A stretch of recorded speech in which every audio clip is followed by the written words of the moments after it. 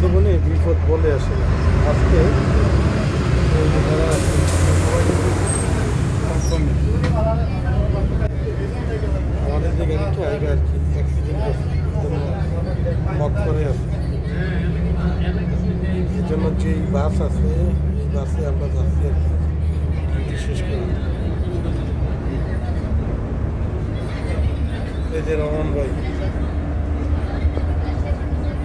চিন্তিত। না লাইভ না ভিডিও করে এঁকে দিতে আসছি। এই যে আঙ্গুর রহমান ভাই খুব চিন্তিত।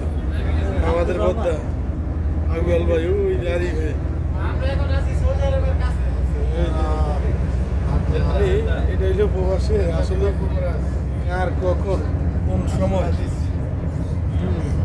এই বিপদ কীভাবে আসে এটা বলা যায় না। কারণ ডিউটি থেকে বাইরে এসেছি, গাড়িতে উঠছি, এক গাড়ি আরেক গাড়ি অ্যাক্সিডেন্ট করার কারণে গাড়ি চলে গেছে মক করে। আমরা এই তো আমাদের গন্তব্যে বস্তু যেরকম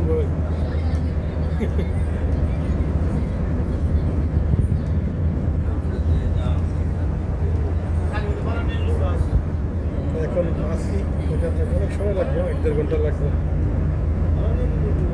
রুমে থাকতে। সবাই কিন্তু আমরা এই কোম্পানির দ্বারা